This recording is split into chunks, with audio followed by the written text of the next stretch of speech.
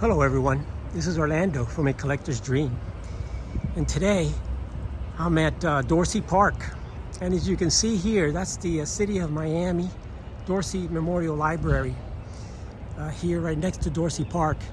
This area in Miami was owned by Dana Dorsey. Dana Dorsey was one of the millionaire black entrepreneurs that came here. This is Overtown, and Overtown was initially called Colored Town.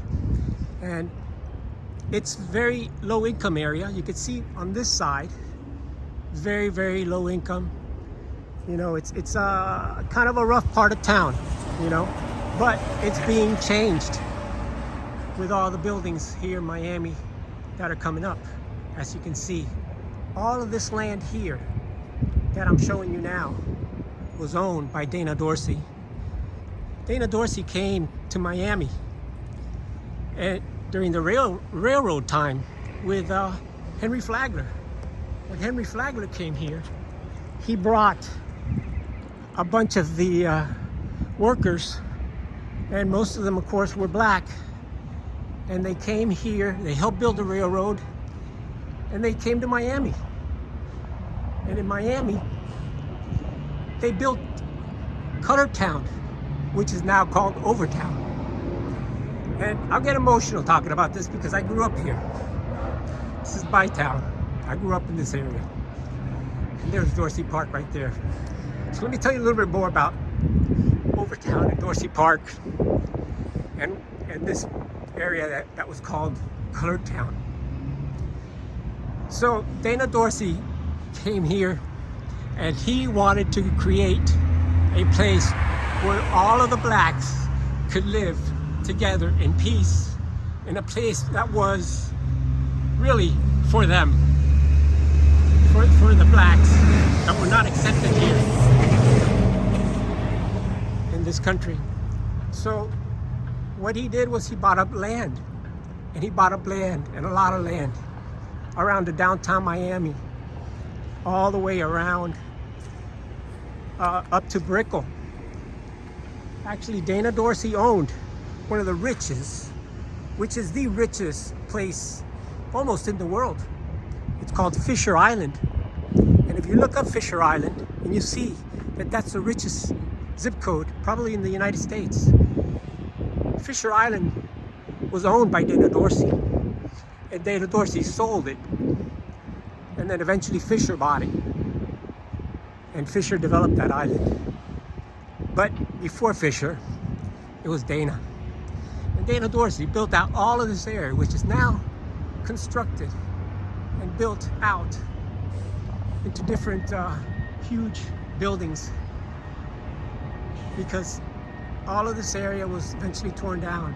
But the area you're looking at right now, all of this used to be high-end hotels for the black people only. They used to come over here. This used to be what was called the Broadway of the South. And I showed you the Lyric Theater that I went to a few weeks ago. And that's down the street over that way, where all the big buildings are. And the reason I'm coming down to the railroad tracks is because this is where it all started. This is why Dana Dorsey came. This is why everybody came here to Miami. There's the railroad tracks. And these railroad tracks have incredible significance here, especially in Dorsey Park. This is where everybody came from up north. When Henry Flagler built this railroad, it brought everything to Miami. It brought the world to Miami. Miami was just, you know, essentially the Seminole Indians were here. And Henry Flagler built this railroad. The blacks built this railroad, the workers built this railroad, all the way through to downtown Miami. As you can see, that's downtown Miami over there. That's Biscayne Boulevard. All of this land where you're looking at right now, all of these hotels used to be high-end hotels for blacks, where they used to come here, and it was the millionaires came here, including the developer who built the Lyric Theater. who was the richest black man in Georgia. And the other significance here is, you see where that couch is sitting over there on the tracks? A little bit further down from those tracks. Right over there. Right over there. Where you see that old couch and that tree there. Right over there was where Josh Gibson hit probably the longest home run ever in the history of the major leagues. And that ball landed, they said, probably 600 to 800 feet, they estimated. Don't know about 800 feet, but I'll show you how far it was in a minute. So that ball was hit and landed. The people all said it landed way past the railroad tracks. So here we go. This is the field. This is the famous Dorsey Field that was built. And the reason they built Dorsey Field was because to entertain the rich folks that were coming from all over the country, from all over with the railroad, mostly the blacks that were coming down to visit Miami, to visit Overtown, which was then called Color Town. Dana Dorsey wanted to build this as the fanciest place for the blacks to live. So this is the field right here where the Negro Leagues started. This is where Negro League started, guys. Back in the 1910s, 1920s, Dana Dorsey built this field. And there were stands in the back, and I'll give you a good close look at it, but I just want to show you from the fence how far this is. And let's stand by the fence. And as you saw, you still got probably another 100 feet behind me.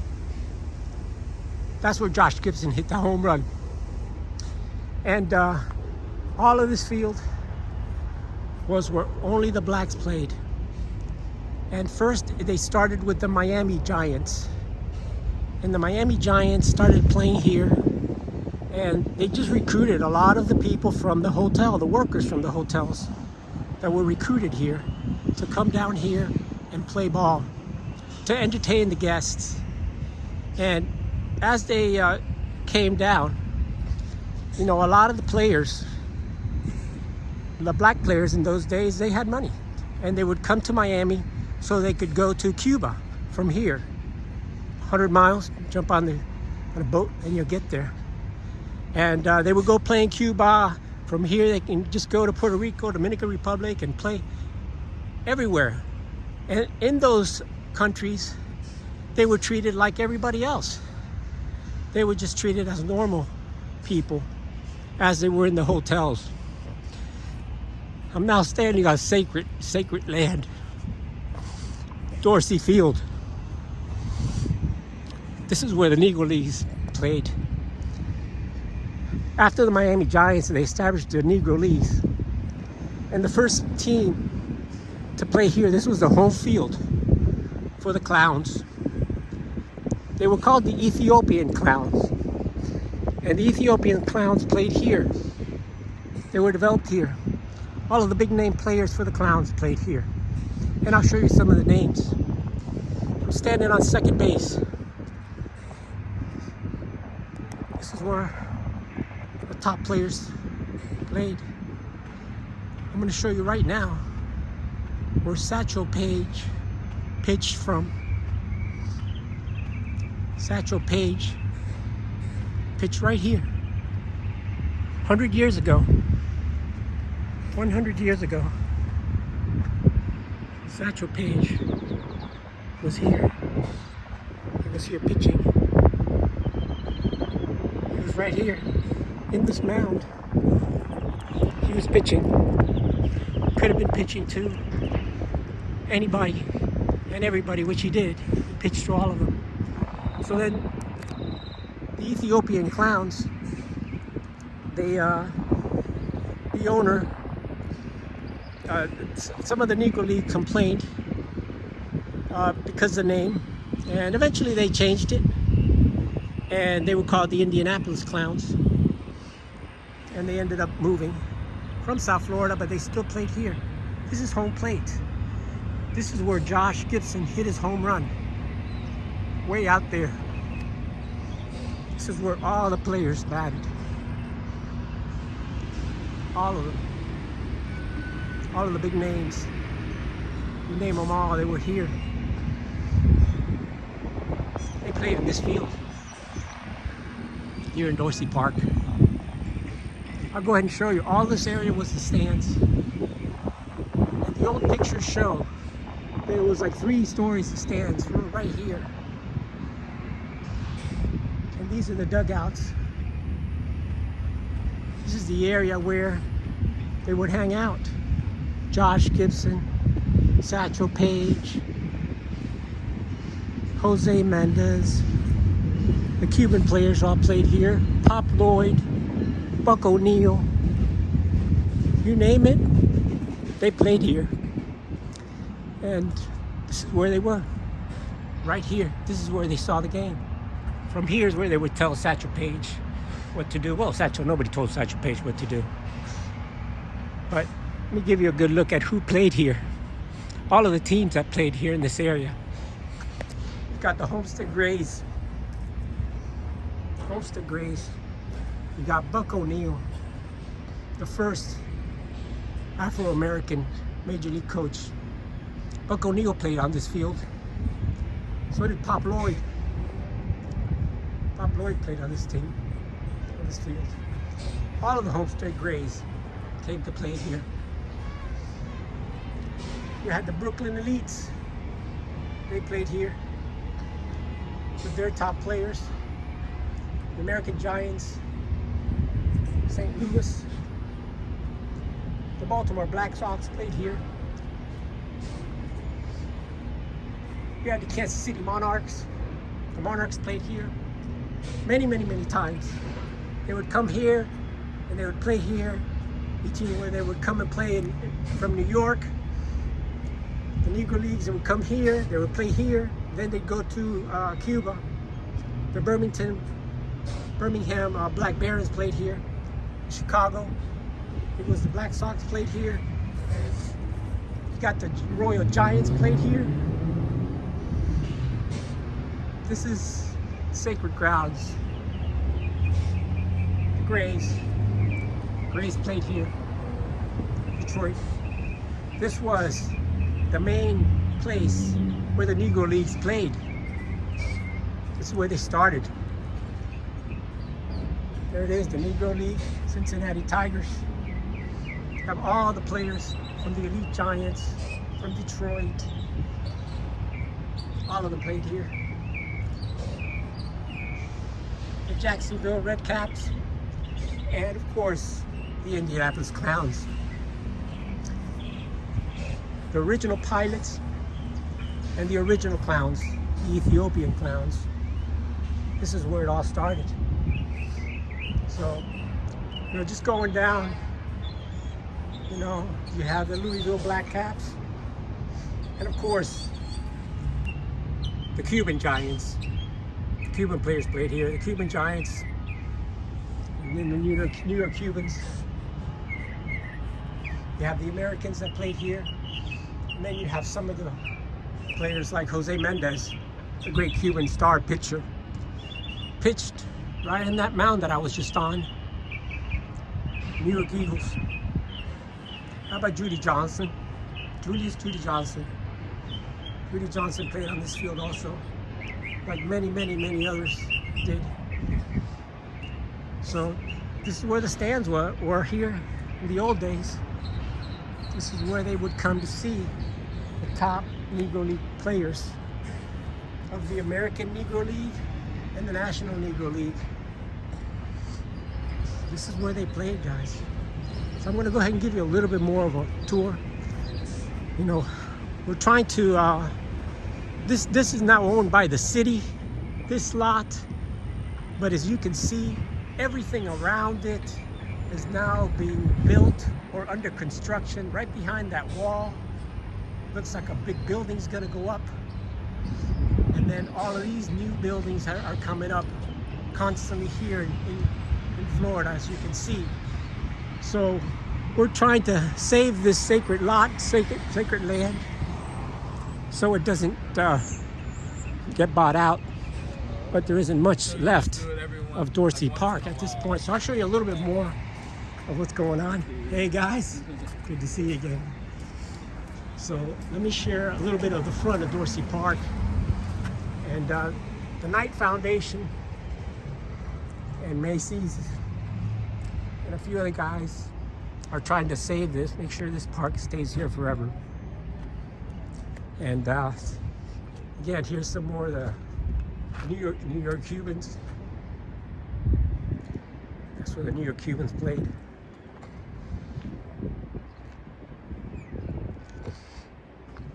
Show you some more. There's Aaron and Karen.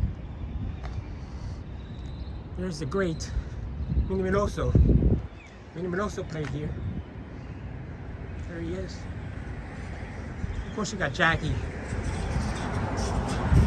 You got Jackie here. Jackie played here. All these players played here, even if it was just for a short time. But Satchel Paige, he played here a lot. There's a lot of records showing him pitching here, right here at Dorsey Park, where I just showed you. And of course, the great Josh Gibson, probably the greatest Negro leaguer of all time for the Grays. Josh Gibson hit that home run that they say is the longest home run ever hit. Look at the muscles on that man. Incredible player. And then you got Biz Mackey, not as well known, but Biz Mackey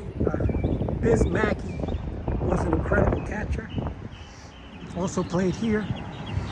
And here is the legacy, Dorsey Park,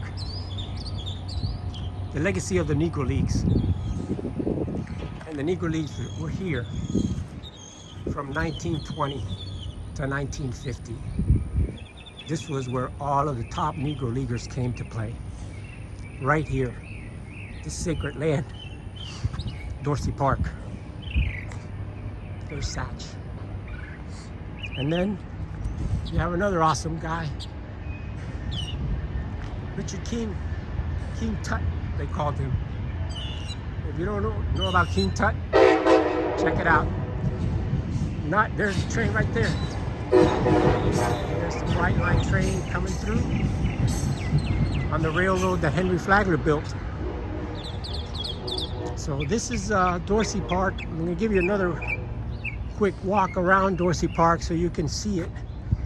But it's an incredible place full of so much history. So much that I just can't begin to say. I mean, I just kind of give you a quick overview. But during those periods of 1920s to the 1950s, this was the most hopping place there was.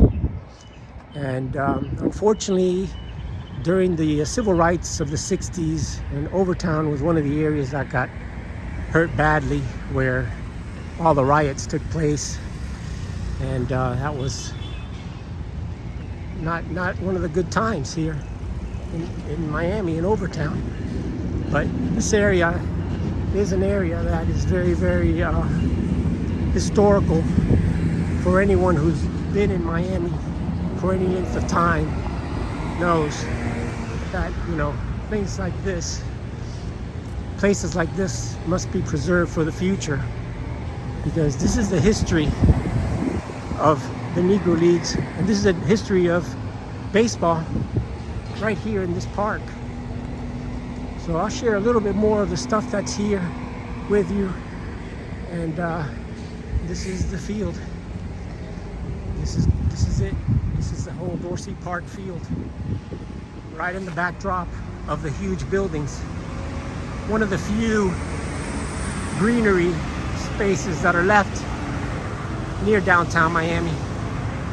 And thank God it's been saved, because Dana Dorsey donated this to the city. So here's some of the stuff here. The Black Yankees. Jackie. Share some of that. Baseball isn't just a sport, it's a dream. And that's what it was here. It was a dream. Negro Leagues. And there's the first team. The Indianapolis, the Ethiopian Clowns were the first team here. This is where they started. Became the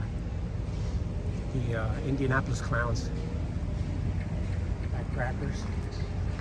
So this is some of the graffiti that has been done here, commissioned here at Dorsey Park. Almost tripped over there. But I wanted to give you guys a good look here so you can see the history that is here. The history that has been created in this part. And you can see here the Miami Ethiopians, which are the Clowns. Here's Satchel Paige. And that's where it all began. Right here. The Clowns and Negro League Baseball. Right here in Dorsey Park. So I wanted to give you guys a good look at where these guys played. Players like Satchel Paige were right there on that mound playing. You can just imagine back in those days being able to be out here in the outfield watching the Josh Gibson batting or any of these other guys batting and pitching on this field. So anyway guys, that's about it here from Dorsey Field, the historic Dorsey Field, what they call here the Field of Dreams. That's what they called it here, the Field of Dreams, because this is where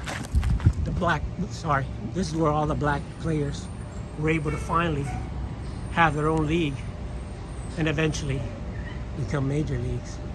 So I'll give you one more look at the other side. There's a lot of graffiti all the way around here, but I'll give you another look at it here on this side here. And there's the National, which is the New York Cubans, the Harlem Stars. Home Depot is one of the sponsors here. And then you have the National Negro Leagues. And then you have someone that also played here. Forgot about Toni Stone, the female second baseman for the Miami Clowns.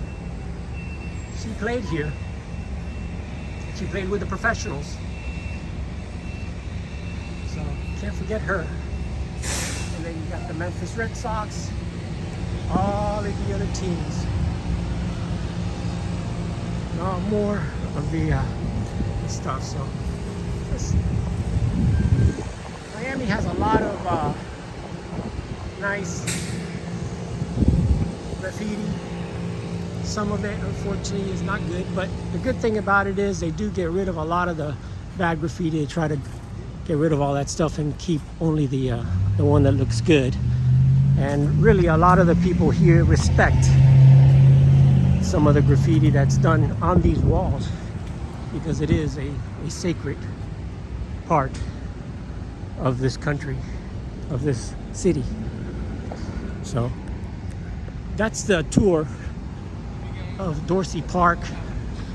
We're off of 17th Avenue and 1st Street in Miami, close to downtown, right off of Brickell Avenue. So I'll give you one more look at the front of Dorsey Park, and then we'll go ahead and head back. So I hope you guys enjoyed this tour, and check out the history of Dorsey Park.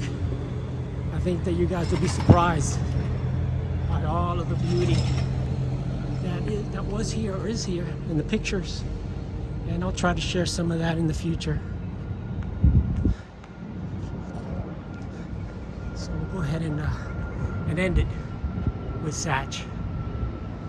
Thanks for watching, guys. It's Orlando from A Collector's Dream. Have an awesome day. and I'll catch you on the next one.